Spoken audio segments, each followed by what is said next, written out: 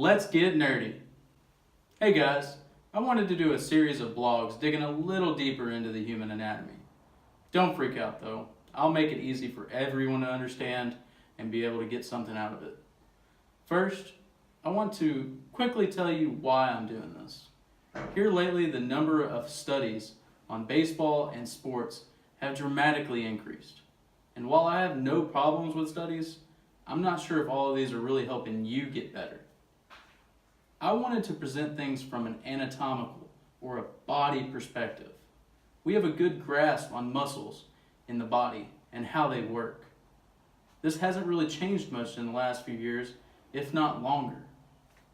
I wanted to present something to you that would be simple enough that you can implement today to improve your performance. Now don't get me wrong, the body is not simple by any means, but there are some ways to start small and advance from there. Now let's talk about the gluteus medius. It can be found on the lateral aspect of the buttocks. It is responsible for abduction and medial rotation of the hip.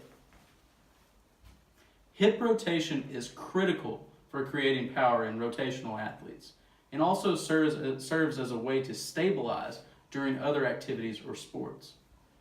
Here, I would like to present a few examples of how coaches can train this with their athletes.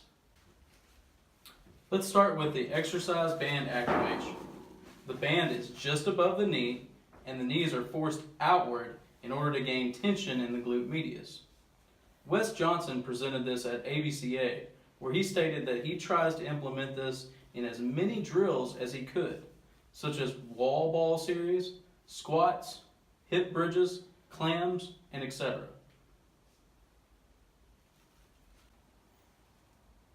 Next up is the Donnelly hip spin. This is different than most products because it actually places the tension on the hips and not the waist. It works unilaterally so the athlete is not able to compensate. Next up is the pummel ball throws. This incorporates and integrates the full body while still keeping our primary focus on hip rotation.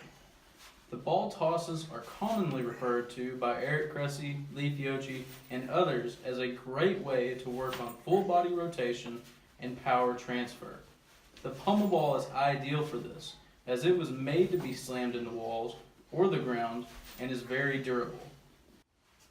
These are just a few exercises that can be used to activate and strengthen the glute medius. It may be important to stretch or work on tissue quality as well. This is why you should consult with your instructor or therapist to make sure you are getting the right balance of strength, stretch, and tissue maintenance. Hopefully this gave you an insight to a powerful muscle utilized in rotational activities and showed you how some of the greatest strength and conditioning coaches train in this holistic approach. Now, as I stated before, one muscle is not everything, but it provided a good basis to start with, and you can advance further. Make sure to tune in for the next video for another look into the anatomy of the human body. And remember to be unique and #be elite.